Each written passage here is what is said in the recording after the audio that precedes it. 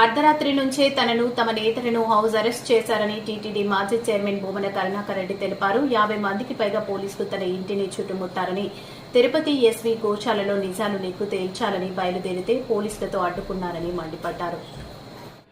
తొవ్వి తీయాలా కనుక నేను వస్తున్నా అని నేను చెప్పా. ఈ రోజున రాత్రి అర్ధరాత్రి నుంచే మాకు సంబంధించినటువంటి నాయకులను, మా మేయర్ దగ్గర నుంచి కార్పొరేటర్లని, ముఖ్యమైనటువంటి నాయకులను, కార్యకర్తల్ని అందరినీ కూడా హౌస్ అరెస్ట్ చేసినారు. ఛాలెంజ్ విసిరినటువంటి ప్రభుత్వం చేసిన నిర్వాకం ఇది. రాత్రి నుంచే నా ఇంటిని పూర్తిగా పోలీసు వాళ్ళు తమ అధీనంలోకి తీసుకున్నారు. దాదాపు 50 మంది పోలీసులకు పైగా, అందులో 3 సిఐ స్థాయి అధికారులు, చంద్రగిరి డిఎస్పీ గారు కూడా నాకు తెలిసి ఉదయం నుంచి వాళ్ళు నా దగ్గరే ఉన్నారు. మీరు ఎక్కడికి బయటికి వెళ్ళటానికి లేదు సార్ అని. నేను ఆ ఛాలెంజ్ని స్వీకరించి నిజ నిరూపణకు నేను బయలుదేరితే నన్ను బయటికి పంపించలేదు. సరిగ్గా వాళ్ళు అవతల పార్టీకి సంబంధించినటువంటి వాళ్ళు, ప్రభుత్వ ప్రతినిధులు ఎవరో వచ్చినారు అని తెలిసి నేను ఇంటి నుంచి బయలుదేరా. నా పెద్దలైనటువంటి పూర్వ మాజీ ఉప ముఖ్యమంత్రి నారాయణ స్వామి గారు, అలాగే పూర్వ మంత్రి శ్రీమతి రోజా గారు, నా తమ్ముడైన పార్లమెంటు సభ్యులు గురుమూర్తి గారు, అలాగే మా పార్టీకి సంబంధించిన నాయకులు, మేమందరము కూడా బయలుదేరితే మమ్మల్ని అస్సలు బయటికి రానివ్వలేదు. బయటికి రానివ్వకపోగా మమ్మల్ని అందరినీ కూడా పోలీసులు పెద్ద ఎత్తున తోసివేయటం జరిగింది. దీని మీద మేము నిరసనగా రోడ్డులో బైఠాయించటం జరిగింది. దీనికి పోలీసు వారు, అందులోనూ కూడా చాలా మంచి పేరు ఉన్నటువంటి అధికారిగా ఉన్న ఈ జిల్లా ఎస్పీ గారు ఇంతకుముందు పత్రికా సమావేశంలో మాట్లాడుతూ, మేము 5 మందిని అనుమతించినాము, కానీ వాళ్ళు 40 మంది రావటానికి సిద్ధపడ్డారని, తెలుగుదేశం పార్టీ వాళ్లను కూడా అలాగే కొద్ది మందినే పంపించినాము అని ఆయన చేత కూడా ఈ ప్రభుత్వం, ఆ నిబద్ధత కలిగినటువంటి పోలీసు అధికారి చేత కూడా అబద్ధం చెప్పించింది.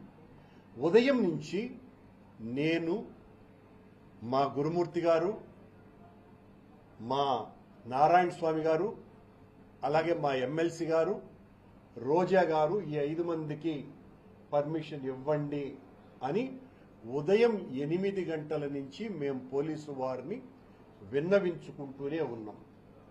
వారేమో అప్పుడు వారు పోయిన తర్వాత, ఎవరైతే ఆ తెలుగుదేశం పార్టీ శాసనసభ్యులు ఎవరో ఉన్నారో వాళ్ళు పోయిన తర్వాత మీ ఒక్కరిని అనుమతిస్తాము అని పదే పదే చెప్పటం జరిగింది.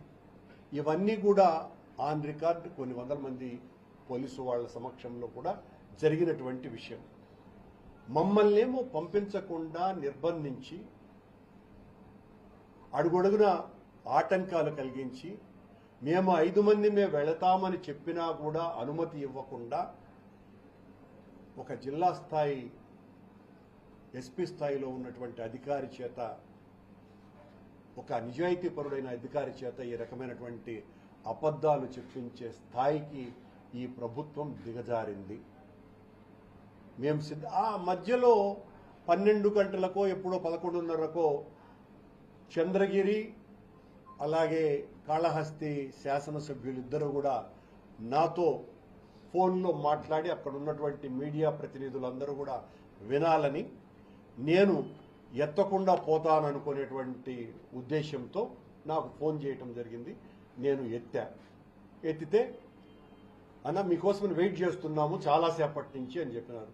నేను కూడా వెయిట్ చేస్తూనే ఉన్నాను ఉదయం నుంచి నాని సుధీర్, కానీ నన్ను పంపటం లేదు అంటే, మీ పక్కన ఎవ్వడు ఒక్కరు లేరున్న పోలీసు వాళ్ళు, మీరు కావాలని చెప్తున్నారు అని. లేదబ్బా, ఇక్కడంతా చాలా మంది పోలీసు వాళ్ళు ఉన్నారు, మీరు ఎస్కార్ట్గానే అందించగలిగితే నేను రావటానికి సిద్ధంగా ఉన్నాను అని నేను చెప్పాను.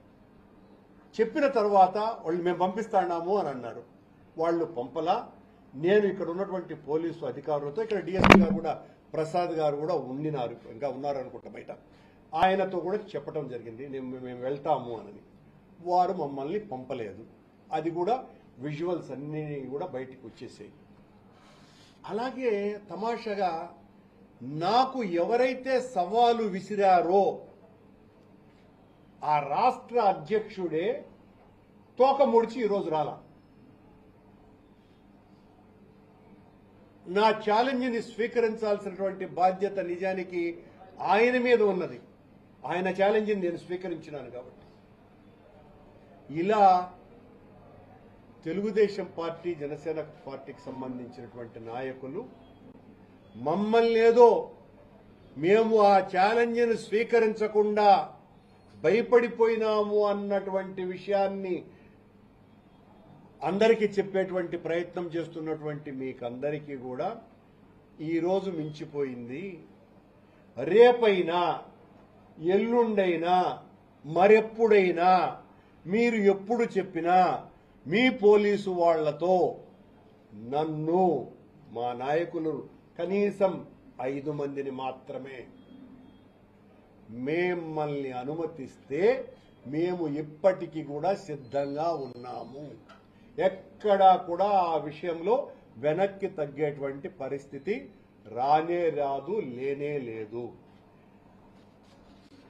మీ ఎగ్జిక్యూటివ్ ఆఫీసర్ 43 ఆవులు చనిపోయాయి 3 నెలల్లో అని ప్రకటించినాడు.